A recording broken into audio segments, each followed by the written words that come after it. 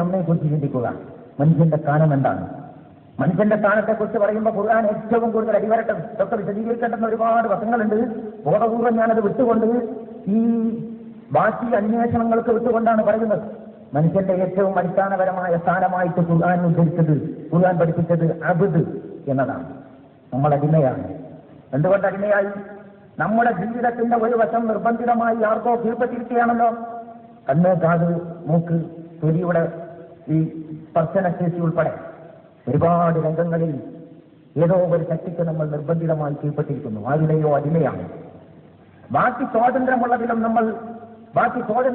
നമ്മൾ അവനെ തന്നെ അടിമയായി, ഉടമയായി അംഗീകരിക്കുക. മനുഷ്യന്റെ സ്ഥാനം അടിമ എന്നതാണ്. ആരാണ് നമ്മുടെ ഉടമ? ഖുൽ അഊദു ബിറബ്ബിന്നാസ് മലിക്കിന്നാസ് ഇലാഹിന്നാസ്. ജനങ്ങളുടെ റബ്ബ്, ജനങ്ങളുടെ ഇലാഹ്, ജനങ്ങളുടെ രാജാവ് അല്ലാഹുവാണ്. അപ്പോൾ രാജാവ്, ഉടമസ്ഥൻ, ഇല്ലാഹി മുൽക്കു സമാവാതി വൽ അർദ്. ആകാശഭൂമികളുടെ ആധിപത്യം അല്ലാഹുവിന്റെ കയ്യിലാണ്. ആ ആധിപത്യത്തിന്റെ കീഴിലുള്ള ഘടകങ്ങളിൽ ഒന്ന് മാത്രമാണ് നമ്മൾ. വഹുവല്ലദീ ഫിസ്സമാഇ ഇലാഹും വഫിൽ അർദി ഇലാഹ്. ആകാശത്തിലെ ഇലാഹ് അവനാണോ? എങ്കിൽ ഈ ഭൂമിയുടെ ഇലാഹ് അവനാണ്. അള്ളാഹ് ആകാശം കൊടുത്തിട്ട് ഭൂമി ഞങ്ങൾ കൈകാര്യം ചെയ്തോളാം തന്നെ നിങ്ങളുടെ മനസ്സ്, അത് ഇവിടെ നടക്കില്ല. ഖുർആൻ പറയാൻ വഹുവല്ലദീ ഫിസ്സമാഇ ഇലാഹും വഫിൽ അർദി ഇലാഹ്. ആകാശത്തിലെ ഇലാഹ് അവനാണ്. ഇലാഹ് എന്ന് പറഞ്ഞാൽ ഇപ്പൊ ഇവിടത്തെ അർത്ഥം അധികാരശക്തി, ആളുകൾ ആശ്രയിക്കുകയും ആഗ്രഹിക്കുകയും തേടുന്ന ചുറ്റിപ്പറ്റി ആശ്രയമായി നിൽക്കുന്ന സങ്കേതം, അഭയങ്ങളുടെ സങ്കേതം അതില്ല. ആകാശത്തിൽ അഭയ സങ്കേതം അവനാണ്, ഭൂമിയിലേതും അവനാണ്. അതുകൊണ്ട് അല്ലാഹുവിനെ ഉടമയായി അംഗീകരിക്കുക. അപ്പോൾ നമ്മൾ അടിമയാണ്. നിങ്ങൾ ഖുർആൻ പരിചയപ്പെടുത്തിയ പ്രവാചകന്മാരുടെ കഥയെടുത്ത് വായിച്ചു നോക്കണം. ഖുർആനിൽ കാണണം ഒരുപാട് സ്ഥലത്ത് ഓരോ പ്രവാചകനെ കുറിച്ച് പറയുമ്പോഴും അബ്ദന്നഹു കാന അബ്ദൻ ശുക്കൂറ, അദ്ദേഹം ഒരു നന്ദിയുള്ള ദാസനാണ്. ശക്തിയുടെ നല്ല ശക്തിയുടെ ഉടമയായ നമ്മുടെ അടിമയായ ദാവൂദിനെ കുറിച്ച് സക്കരിയ നബി അലൈഹിസ്സലാം അബ്ദ്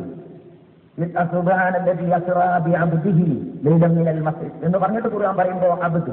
അപ്പൊ ഞാൻ പറയുന്നത്, നിങ്ങൾ ഖുർആൻ എടുത്ത് പരിശോധിച്ചാൽ പ്രവാചകന്മാരെ കുറിച്ചൊക്കെയും നിർണായകമായ സന്ദർഭങ്ങളിൽ ഖുർആൻ ഉപയോഗിച്ചത് അബ്ദ്, അടിമ എന്നതാണ്.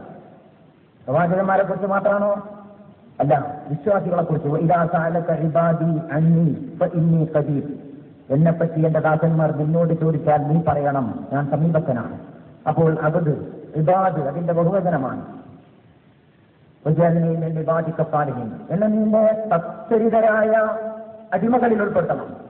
അല്ലാഹുമ്മ അൻത റബ്ബി. സയ്യിദുൽ ഇസ്തിഗ്ഫാർ ഖുർആൻ പഠിപ്പിക്കുന്നു, പ്രവാചകൻ പഠിപ്പിക്കുന്നു. അല്ലാഹുമ്മ അൻത റബ്ബി, പടച്ചവനെ നീ എന്റെ ഉടമയാണ്. ഖലഖ്തനീ, നീയാണ് എന്നെ സൃഷ്ടിച്ചത്. വഅനാ അബ്ദുക, ഞാൻ നിന്റെ ദാസനാണ്.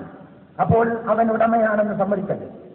ഇവർ മറ്റുള്ള എല്ലാ മനുഷ്യരും അല്ലാഹുവിന്റെ അടിമകളാണ്. പക്ഷേ അവരത് സമ്മതിക്കുന്നില്ല, നമ്മളത് സമ്മതിക്കുന്നു. ഇതാണ് വ്യത്യാസം.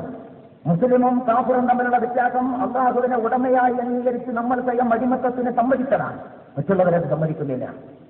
അടിമയെന്ന് സമ്മതിക്കലാണ് നമ്മുടെ മുഖ്യമായ ജോലി. അശ്ഹദു അന്ന മുഹമ്മദൻ അബ്ദുഹു വറസൂലുഹു. അല്ലാഹുവിന്റെ പ്രവാചകൻ അടിമയും ദൂതനുമാണെന്ന് ഞാൻ സമ്മതിക്കുന്നു. അല്ലേ നമ്മുടെ കലിമത്ത് തൗഹീദ്?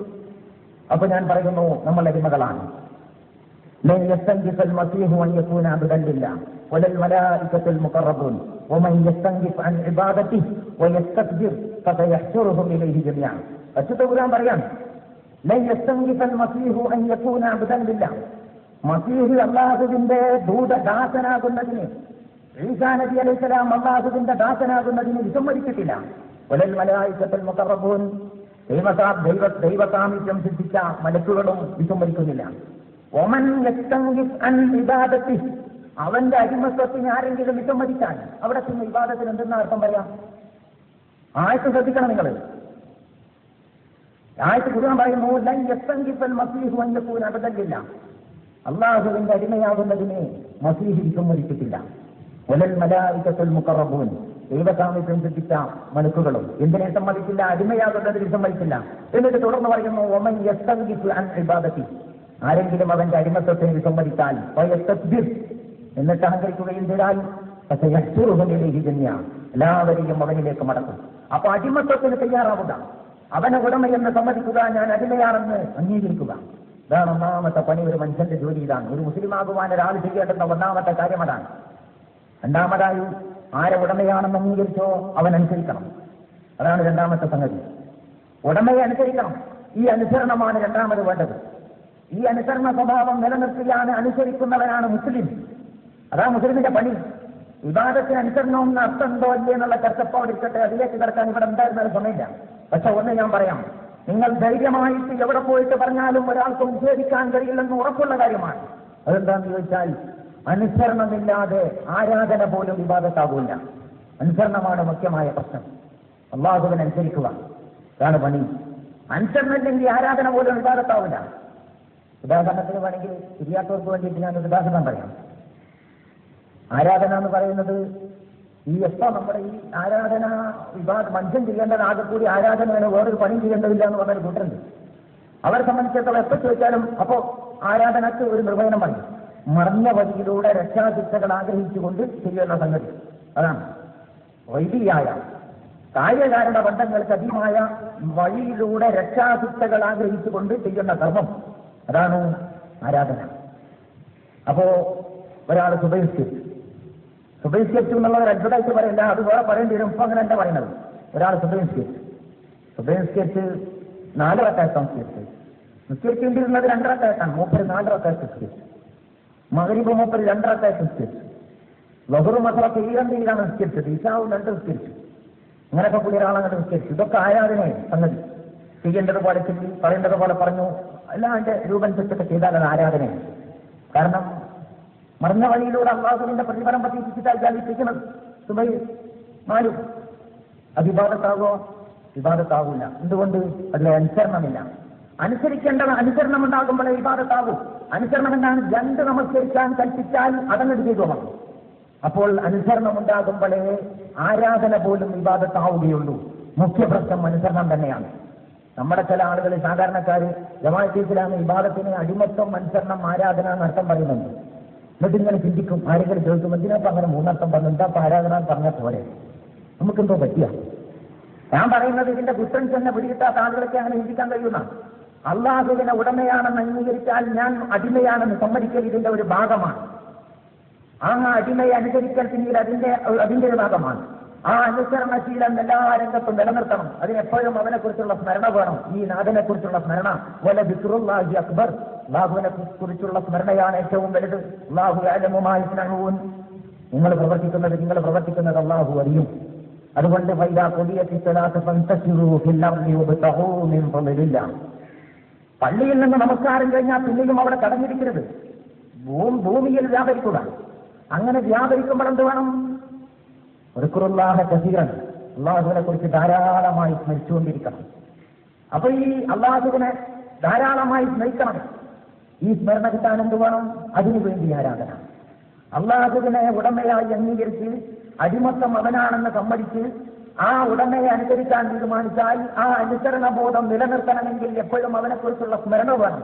ആ സ്മരണയ്ക്ക് വേണ്ടി ആരാധന, അതാണ് ആരാധനയുടെ സ്ഥാനം.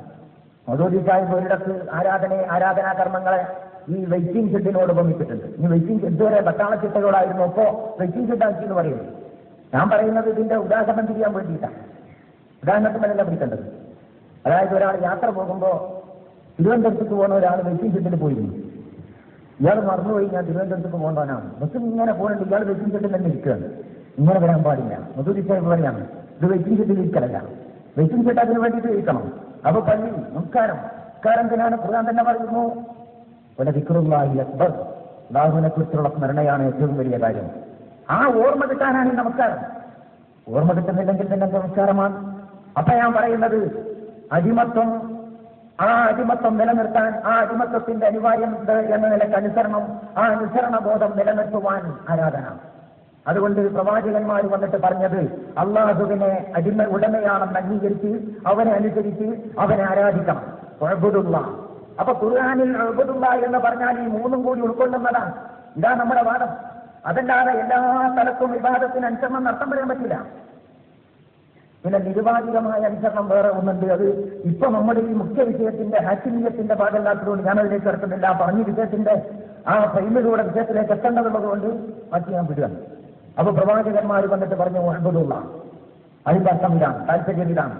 അറബിയുടെ മുമ്പിൽ ഒരാൾ വന്നിട്ട് ഉഅ്ബുദുള്ള എന്ന് പറഞ്ഞാൽ അറബി ഭാഷ തിരുമാനാണ്. ഇത് അറബി മലയാളത്തിൽ PhD എടുത്ത ആളുകൾക്ക് ഈ അറബിയിൽ സംഗതി തിരിയില്ല. അപ്പൊ അറബി സമൂഹത്തിൽ പ്രവാചകൻ വന്നിട്ട് അറബിയിൽ കാര്യങ്ങൾ പറയുമ്പോൾ ഇത് കേട്ടാൽ എഴുതുള്ള അപ്പൊ മനസ്സിലായി ഈ അറബിന്റെ മനസ്സിൽ 3 സങ്കല്പം. അവനാണ് എന്റെ ഉടമ, ഞാൻ അവന്റെ അടിമയാണ്. അതിന്റെ സ്വാഭാവിക ഫലമാണ് അനുസരണം. ആ ബോധം നിലനിർത്താൻ, സ്മരണ എപ്പോഴും അനുസരണം നിലനിർത്താൻ അവനെ കുറിച്ചുള്ള സ്മരണ വേണം. അതിനുവേണ്ടി നിശ്ചയിച്ച ദീനി കർമ്മങ്ങളാണ് ആരാധന.